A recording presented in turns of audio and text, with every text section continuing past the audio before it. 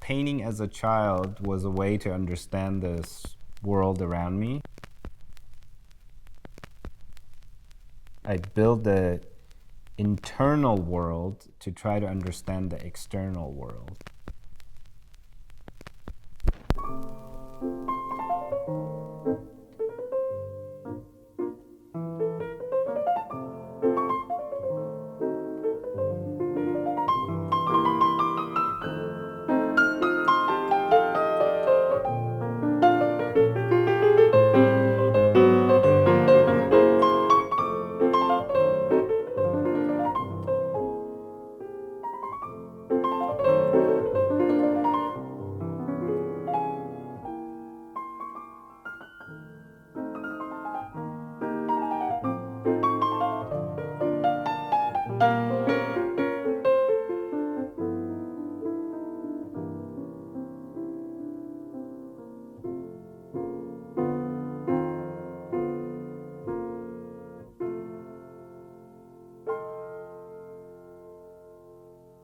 Coming to US from Iran, I was 12, and this was after the war, after the revolution.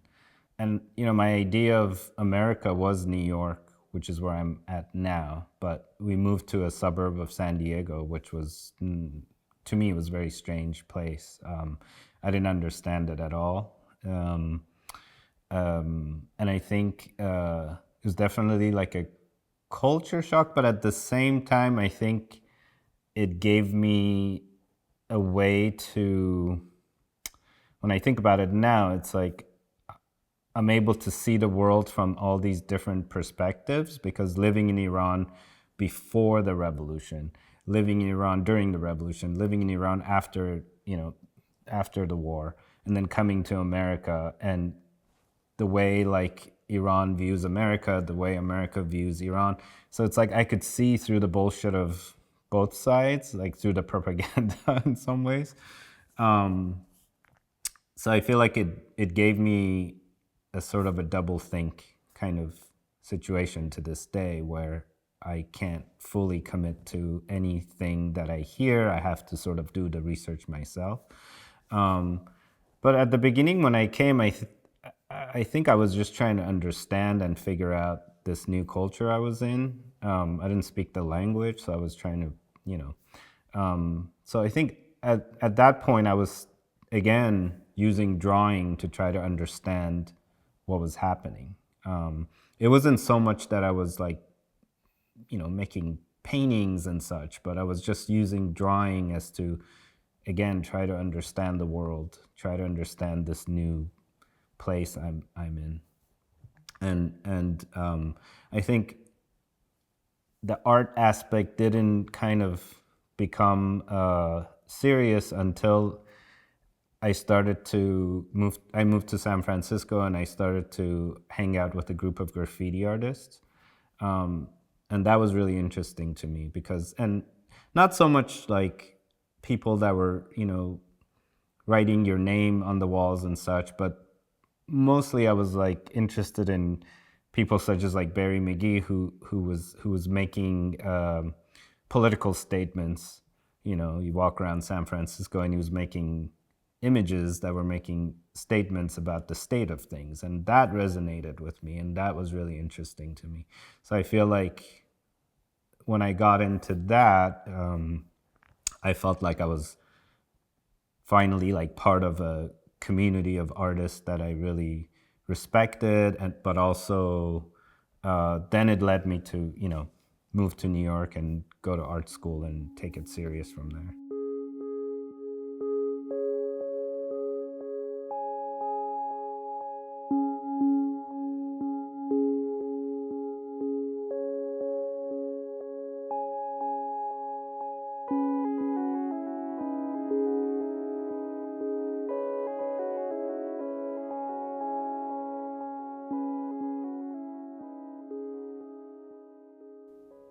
Even when I was doing graffiti art and I was making my own work in the studio, I feel like it was somewhat similar to what I'm making now. But I think it came together when I started to solely concentrate on memory, and because I was always interested in how things exist in memory and how they're always moving and shifting, and they're ungraspable sometimes, like the way the clouds are and so on, and how your memory of things could change also, like your memory of someone.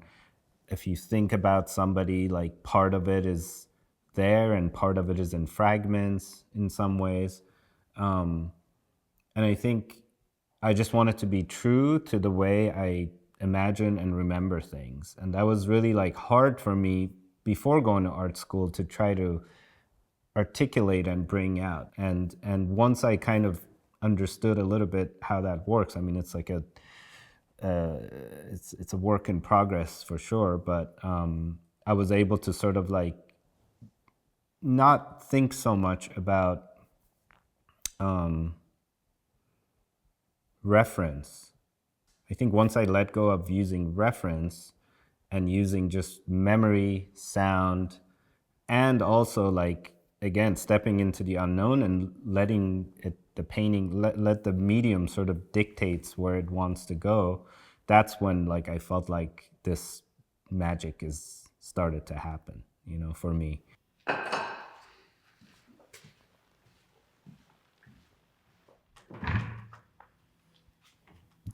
I think making art was definitely making me feel safe, because I feel like it was a world I had control over, and it was a world that I had control over, and also it was a world where I could step into this unknown place where things could just come out, you know, and tell me, like have a communication with me in some ways. It was almost like you're creating a world that could like speak to you, but it's you made it, but it has a life of its own in some ways. So I feel like it definitely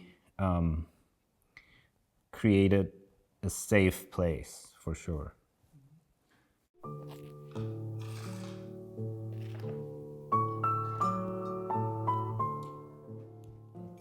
Well, so the beginning part of my paintings, I make certain colors myself. So there's like 4 or 5 colors that sort of like open up worlds for me. I've come to learn over time that for these colors that are sort of working like they work like a grisaille at the beginning. And then I start to sort of work with these colors to build them tonally. So I start to think about the tonal aspect of the work first. And as I'm building up the tonal aspect of it, then slowly I start to kind of like find things within the painting and start to kind of bring it out. And then slowly color starts to show up too. And the colors have vibrations, and the colors kind of like, they come slowly. They come slowly. At the beginning, I think it's more about the tone, and then the colors kind of come about a little bit later. And I never know which turn it's gonna take. You know, sometimes I've made works that are like just very monochrome because they didn't want color and they just wanted to stay in that mood. And at other times, they could completely change. Like if the painting starts like bluish, it could turn red, or depending on what direction that it wants to go. I see the works as worlds within worlds in some way, and I think one has to do with the nature of the way I work. You know, like when I'm working, I'm stepping back from the work, and then I'm getting really close to the work, and I wanted to speak to the viewer, or myself as the viewer, from different distances to say different things in some ways. But I also think that this idea of the macro and the micro has always been really interesting to me, to say that, you know, in the micro exists the macro, and in the macro exists the micro. But that's how they come together anyway, the paintings. Like sometimes I'm in the miniature mode and I'm working on a particular area of the painting, and sometimes I'm thinking about the whole of the painting. But most of the time, I'm working on small parts, and the small parts then start to kind of like attach to each other, and communicate with each other in some ways.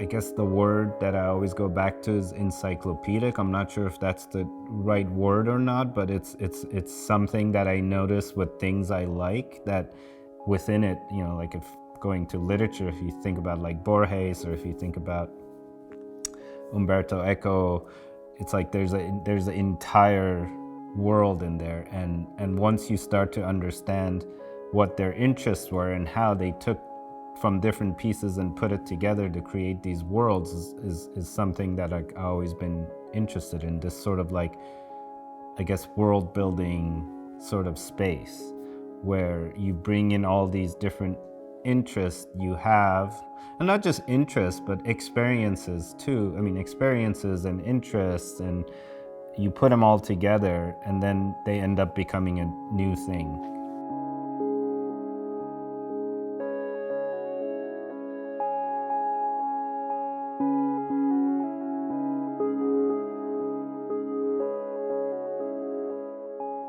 And then the sound is sort of like the thing for me that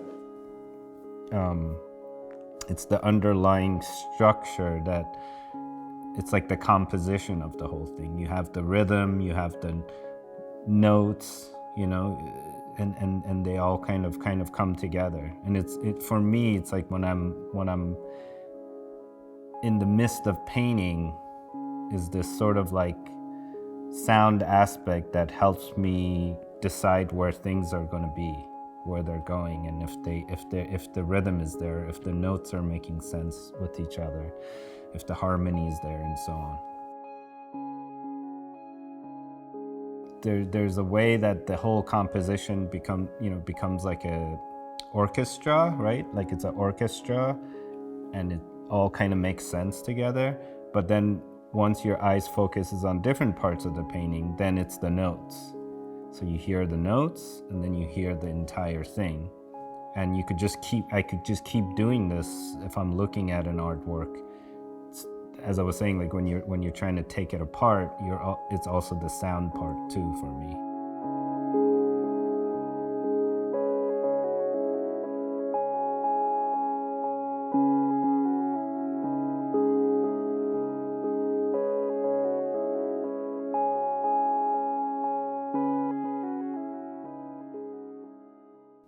I think good artwork communicates with me. I mean, first of all, they'll have a sound and a vibration. So that's the first thing I notice with the work. I mean, that could change too. I used to not like Cézanne. It was very quiet, but now it like vibrates, so it speaks to me. So I think I could go to the Met many times, and every time I go, a certain kind of artwork will start talking to me, And I think, of course, it has to do with me. It has to do with where I'm at and what I'm thinking about, and where my head is at. So then, of course, those artworks will start speaking to me. And then I start taking notes and kind of like getting deeper and further with those artworks. And that's why I think, my range of interest, it could go from ancient Mesopotamian, ancient Egyptian, to Renaissance works, to surrealism, to abstract expressionism, and it could go many different directions. Japanese prints and so on. But I don't see the. I think maybe also, again, coming from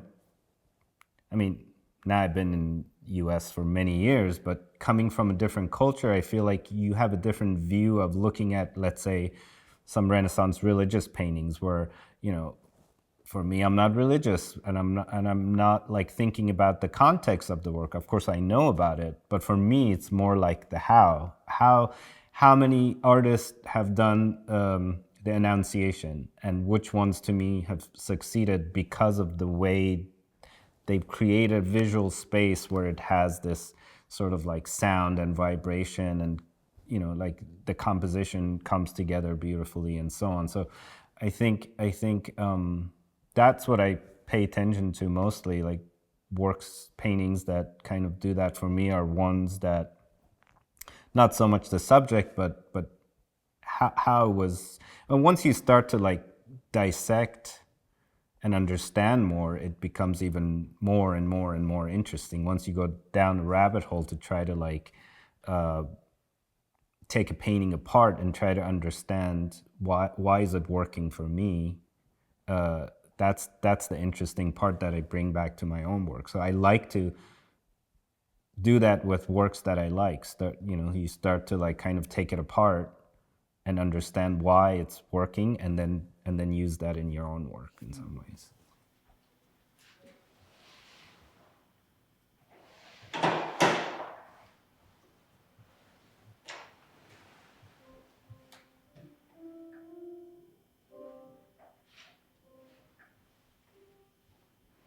Yeah, I tend to like, I guess I tend not to think about it as abstract and concrete, but more, I tend to think about it as, I guess it's about the process that brings it there in some ways, and the process is that it starts abstract, and then I start to see within it many infinite possibilities of what it could become, and then it ends up becoming about what starts to speak to me more, what wants to come out, why does it want to come out. It doesn't mean it has to stay, it could go away also, but then it ends up being about this transformation of things, like I like catching things between this transformation. So a figure is sort of turning into something else, or it's in the middle of transforming to another element or so. Like a figure is turning into a smoke, or a plant is turning into an animal and such. So I think because it's in the middle of this transformation, and because it's sort of like in this state of ungraspable situation, it ends up looking like it's there, but it's not there. You could grasp it. If you see it, you grasp it, but then you could also lose it. I mean, it could go out of your hands,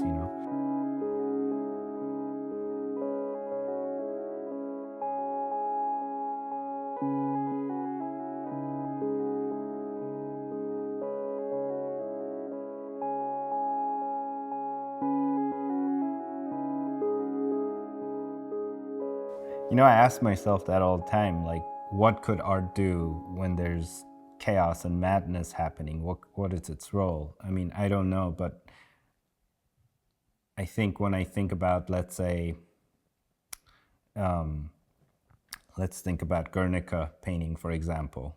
I always think to myself, what did Picasso say about Guernica?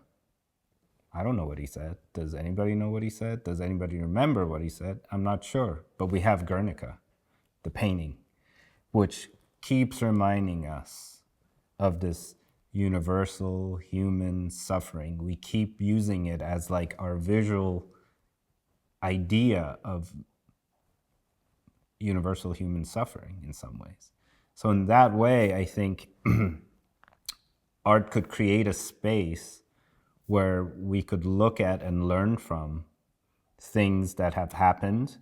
A person experienced it and they expressed something that visually could keep communicating with us over and over throughout history about that thing, Like I made a painting that's called Messenger, and it was in 2021. And I used Guernica, the composition of Guernica, for to begin with. And of course, this was during the pandemic and the vaccine and so on. And of course, everyone was thinking about this thing. So I thought, this is I've experienced another version of human suffering by living in war, but I thought this is probably, hopefully in my lifetime, this is the worst universal human suffering experienced in some ways. And so how do I kind of recreate that? So then the painting that I made ended up becoming about the pandemic and vaccine. Like all these figures had these sort of like needles going through their bodies in some ways. And that just kind of happened. Like I didn't plan it, but of course, because it was on my mind, it went into the painting. So it had all these sort of symbols and things that had to do with what we were experiencing. So in some ways, I don't know, does that painting heal or anything? I don't know, but I feel like it's something that maybe people will go back to and see that, you know, this happened. This could reoccur. What do we do about it? Sort of thing.